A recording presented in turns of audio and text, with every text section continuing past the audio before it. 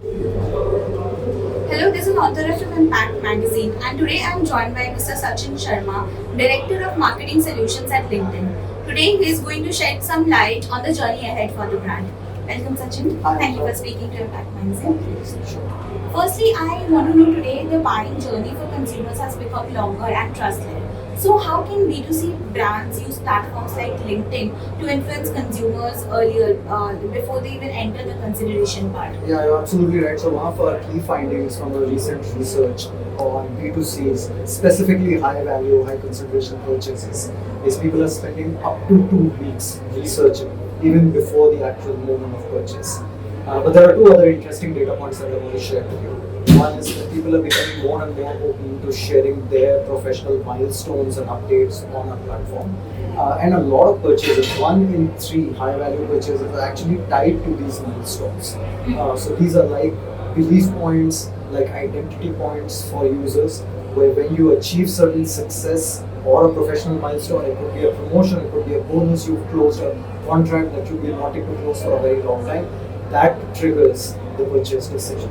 So I think the best and the easiest answer, the short answer I can give you is, if you use the right signals, if you are following the user's journey and you understand when they are in the market because of professional milestones, it becomes very easy for B2B brands to associate with them. And they could use that as an entry point and to drive those conversations. Okay. Also, LinkedIn's research suggests professional milestones are increasingly shaping, premium purchase behavior. So, how should consumer brands rethink audience targeting when intent is driven by life progress than traditional demographics like age or income? Yeah, like I just said, it's very, very interesting that when you get to a certain point, when there is a professional milestone, that then triggers either the desire or the need, and it's not impulse or indulgence.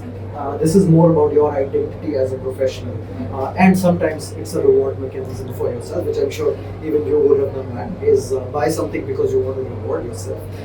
And we have the data points and the signals that B2C companies can use.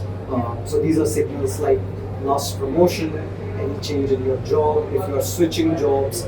So if you think intelligently about this, if you're recently been promoted, there might be a high propensity, you might buy a higher value, let's say an automobile.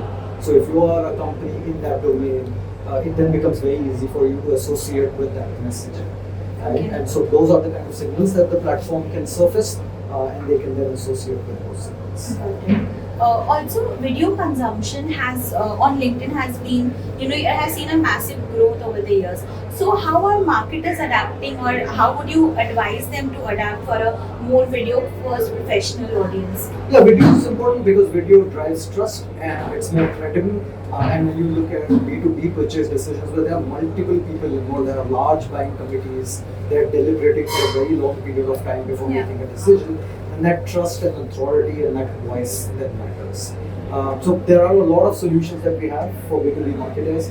It is as simple as you can start posting organic videos, either from your key stakeholders, your CXOs, even on your company page or your product page, and then that can drive some salience for you.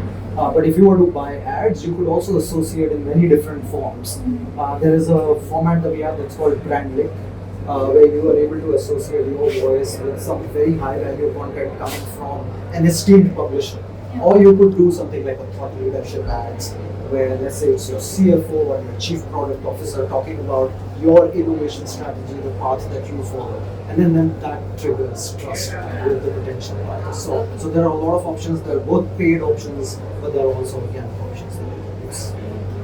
So recently, LinkedIn has expanded push into CTV space as well. So CTV is right now growing rapidly. How has been the response so far? What kind of traction have you seen in this? Yeah, it's very exciting. We've seen massive growth in CTV. And the reason for that again is the format is very, very powerful. It's on the TV, on the big screen, you have captive audience, but then it's also layered with our first party signals. And our first party signals are accurate, trustworthy. So then that makes it even more powerful. So even if you're a B2B advertiser, let's say you're selling a niche software solution, but you know who's in your buying committee, who are the people making decisions for you.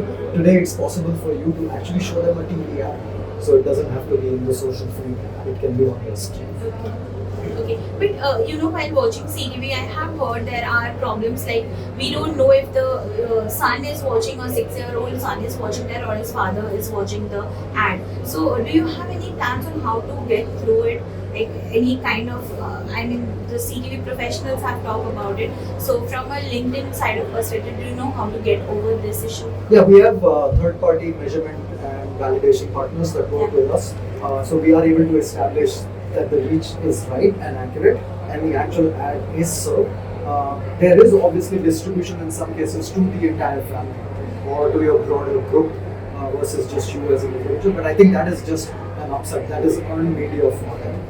But we take a lot of steps to ensure that the ad delivery is happening, it is accurately happening, and that we are only reporting where it is relevant. Okay. So everyone today is competing for attention.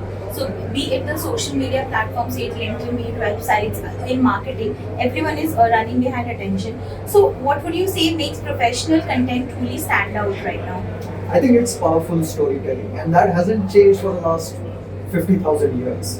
It is because when there were no brands and no markets and no trade was happening, even then the message that people wanted you to retain was always delivered in the form of a story. And even today, when you think of the big brands, the brands that win, the voices that matter, even to you as an individual, not just as a business, those are the ones that have the most powerful, most compelling stories, right? So we like to say that in B2B, like in B2C and every other sphere of the world, it is how you make people feel and how sticky your story is that matters. So yeah, that would be my only guidance is if you have a very powerful story and something that people can remember and recall, then you will be thought of in the moment that matters, which is when they're ready to buy from you. Okay, got it. So coming to the final part, how does the future look like for LinkedIn? What kind of marketing innovations in the B2B and B2C sector can we expect from LinkedIn in the near future? Yeah, I think we are at a very exciting phase. We are a platform where our membership is still continuing to grow, and not just in a core market like the US, but even in a market like India, where there are new members signing up every few seconds. Yeah. Right? There is a lot of traction on our platform in different forms of content. So there is long form where people write articles on LinkedIn. There are posts on LinkedIn, but also like you probably realized, there's a lot of video content that is being posted on LinkedIn. So there's a lot of tailwind, right? A lot of users who are trying to post great content on LinkedIn, and there's a lot of engagement on that content. We are doing a lot of innovation to make sure that our partners and marketers that work with us see success, but not just success in terms of activity. So it's not about reach and clicks. It is really success in terms of the outcomes that they're chasing. So there could be, are you actually closing deals? Are you actually generating revenue from what you're doing on LinkedIn? So a lot of innovation that we're doing is on that front, and you'll continue to see new features come out, which will help them grow. Got it. Understood. Thank you so much for your time. Absolutely my pleasure, and thank you for speaking.